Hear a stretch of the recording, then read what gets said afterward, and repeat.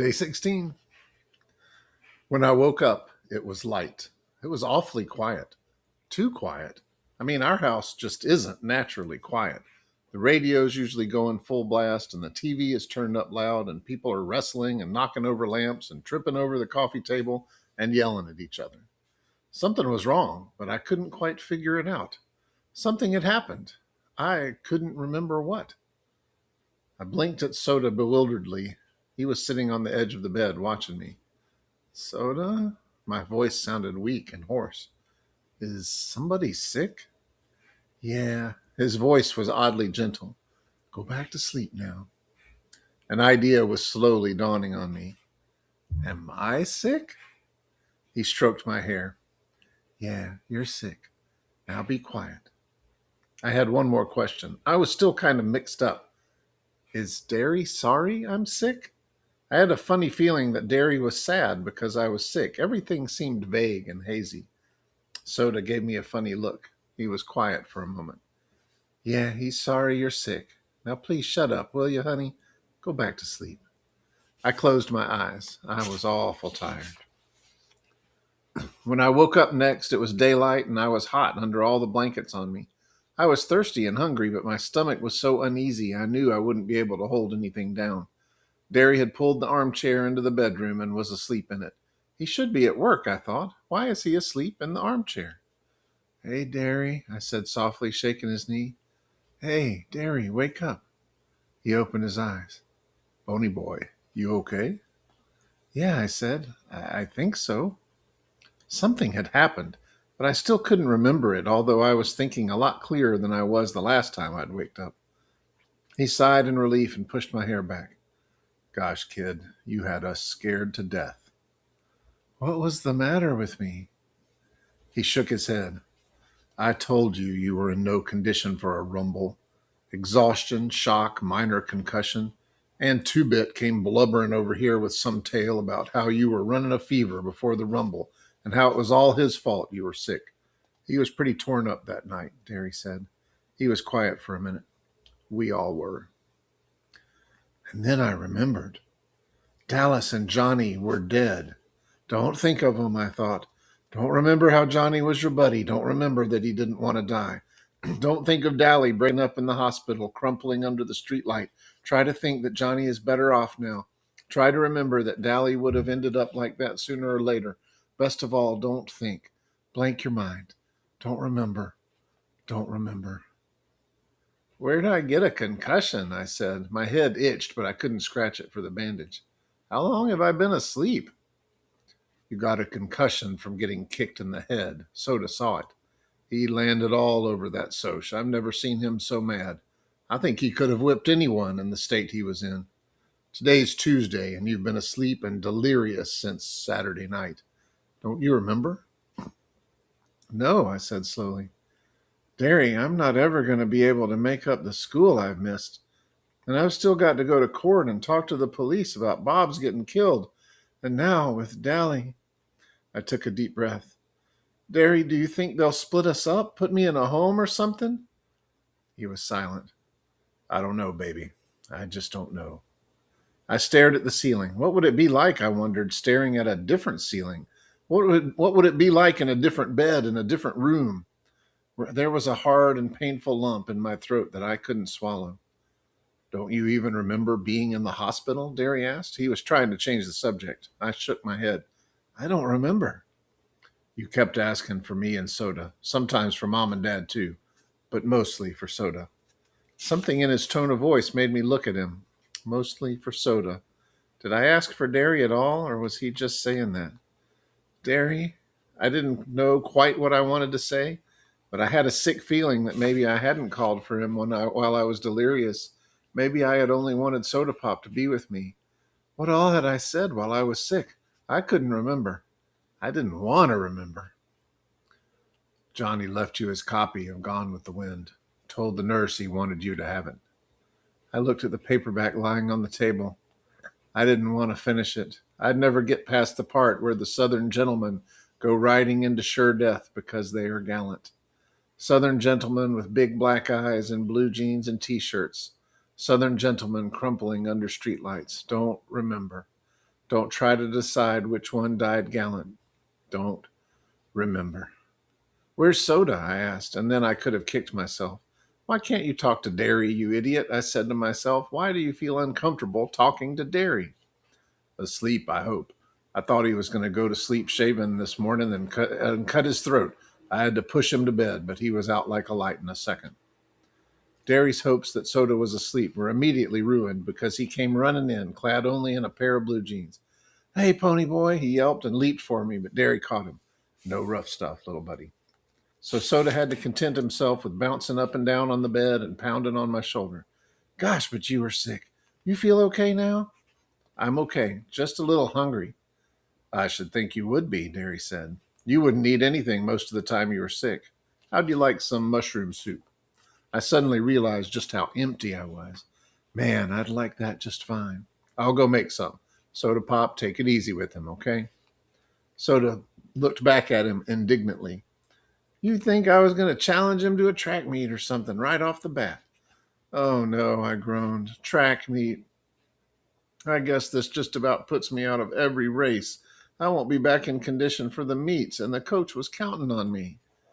Golly, there's always next year, Soda said. Soda never had grasped the importance Derry and I put on athletics. Like he never has understood why we went all out for studying. Don't sweat it about some track meet. Soda, I said suddenly. What all did I say while I was delirious? Oh, you thought you were in Wendricksville most of the time. Then you kept saying Johnny didn't mean to kill that Soch. Hey, I didn't know you didn't like bologna. I went cold. I don't like it. I've never liked it. Soda just looked at me. You used to eat it. That's why you wouldn't eat anything while you were sick. You kept saying you didn't like bologna, no matter what it was we were trying to get you to eat.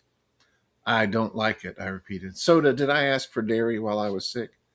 Yeah, sure, he said, looking at me strangely. You asked for him and me both, sometimes Mom and Dad, and for Johnny.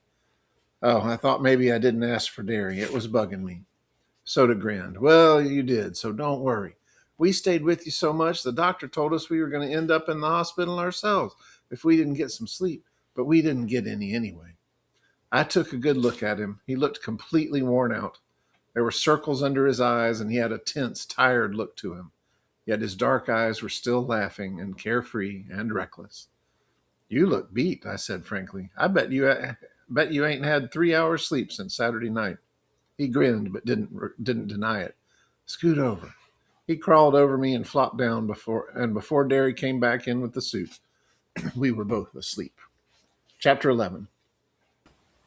I had to stay in bed a whole week after that. That bugged me. I'm not the kind that can lie around looking at the ceiling all the time. I read most of the time and drew pictures. One day I started flipping through one of Soda's old yearbooks and came across a picture that seemed vaguely familiar. Not even when I read the name Robert Sheldon did it hit me who it was. And then I finally realized it was Bob. I took a real good long look at it. The picture didn't look a whole lot like the Bob I remembered, but nobody ever looks a whole lot like his picture in a yearbook anyway. He had been a sophomore that year. That would make him about 18 when he died. Yeah, he was good looking even then, with a grin that reminded me of Soda's, a kind of reckless grin. He had been a handsome black haired boy with dark eyes. Maybe brown like Soda's, maybe dark blue like the Shepherd boys. Maybe he'd had black eyes like Johnny. I had never given Bob much thought. I hadn't had time to think. But that day I wondered about him. What was he like? I knew he liked to pick fights, had the usual social belief that living on the west side made you Mr. Super Tough, looked good in dark wine-colored sweaters, and was proud of his rings. But what about the Bob Sheldon that Cherry Valance knew? She was a smart girl. She didn't like him just because he was good looking.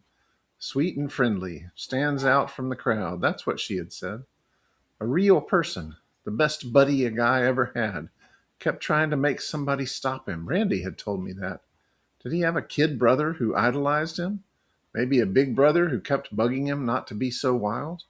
His parents let him run wild because they loved him too much or too little. Did they hate us now? I hoped they hated us, that they weren't full of the pity of the victims of the environment junk the social workers kept handing Curly Shepherd every time he got sent off to reform school. I'd rather have anybody's hate than their pity. But then maybe they understood, like Cherry Valance. I looked at Bob's picture and I could see begin to see the person we had killed, a reckless, hot-tempered boy, cocky and scared stiff at the same time. Ponyboy? Yeah, I didn't look up. I thought it was the doctor. He'd been coming over to see me almost every day, although he didn't do much except talk to me. There's a guy here to see you. Says he knows you. Something in Derry's voice made me look up, and his eyes were hard. His name's Randy. Yeah, I know him, I said. You want to see him? Yeah, I shrugged. Sure, why not? A few guys from school had dropped by to see me. I have quite a few friends at school, even if I am younger than most of them and don't talk much. But that's what they are, school friends, not buddies. I had been glad to see them, but it bothered me because we live in kind of a lousy neighborhood and our house isn't real great. It's run down looking and everything, and the inside's kind of poor looking too, even though for a bunch of boys we do a pretty good job of house cleaning. Most of my friends at school come from good homes. Not filthy rich like the Socias, but middle class anyway. It was a funny thing. It bugged me about my friends seeing our house, but I couldn't have cared less about what Randy thought. Hi, Ponyboy. Randy looked uncomfortable, standing in the doorway. Hi, Randy, I said. Have a seat if you can find one. Books were lying all over everything. He pushed a couple off a chair and sat down. How you feeling? Cherry told me your name was on the school bulletin. I'm okay. You can't really miss my name on any kind of bulletin. He still looked uncomfortable, although he tried to grin. Want to smoke? I offered him a weed, but he shook his head. No thanks. Pony Boy, one reason I came here was to see if you were okay, but we got to go see the judge tomorrow. Yeah, I said, lighting a cigarette. I know. Hey, holler if you see one of my brothers coming. I'll catch it for smoking in bed. My dad says for me to tell the truth and nobody can get hurt. He's kind of upset about all this. I mean, my dad's a good guy and everything, better than most, and I kind of let him down, being mixed up in all this. I just looked at him. That was the dumbest remark I ever heard anybody make. He thought he was mixed up in this?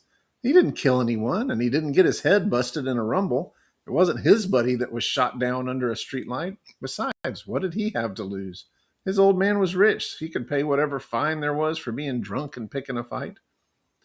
I wouldn't mind getting fined, Randy said, but I feel lousy about the old man, and it's the first time I've felt anything in a long time. The only thing I'd felt in a long time was being scared, scared stiff. I'd put off thinking about the judge and the hearing for as long as I could. Soda and Derry didn't like to talk about it either, so we were all silently counting off the days while I was sick, counting the days that we had left together. But with Randy sticking solidly to the subject, it was impossible to think about anything else. My cigarette started trembling. I guess your folks feel kind of awful about it too.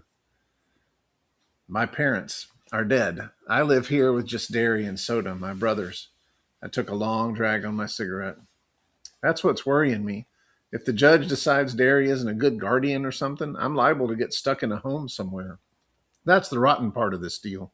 Derry is a good guardian. He makes me study and knows where I am and who I'm with all the time.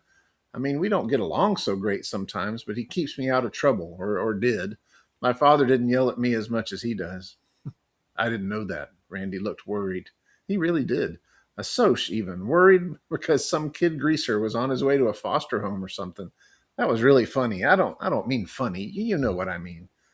Listen to me, Pony. You didn't do anything. It was your friend Johnny that had that knife. I had it. I stopped him. He was looking at me strangely. I had the knife. I killed Bob. Randy shook his head. I saw it. You were almost drowned. It was the black-headed guy who had the switchblade. Bob scared him into doing it. I saw it. I was bewildered. I killed him. I had the switchblade, and I was scared they were going to beat me up. No, kid. It was your friend, the one who died in the hospital. Johnny is not dead. My voice was shaking. Johnny is not dead. Hey, Randy. Derry stuck his head in the door. I think you better go now. Sure, Randy said. He was still looking at me kind of funny. See you around, Pony. Don't ever say anything to him about Johnny, I heard Derry say in a low voice as they went out. He's still pretty racked up mentally and emotionally. The doc said he'd get over it if we gave him time. I swallowed hard and blinked. He was just like all the rest of the Socias, cold-blooded, I mean. Johnny didn't have anything to do with Bob's getting killed. Ponyboy Curtis, put out that cigarette. Okay. I put it out. I ain't going to go to sleep smoking, Derry. If you make me stay in bed, there ain't anywhere else I can smoke. You're not going to die if you don't get a smoke, but if that bed catches on fire, you will. You couldn't make it to the door that through that mess. Well, golly, I can't pick it up, and Soda doesn't, so I guess that leaves you. He was giving me one of those looks. All right, I said. That don't leave you. Maybe Soda will straighten it up a little. Maybe you can be a little neater, huh, little buddy?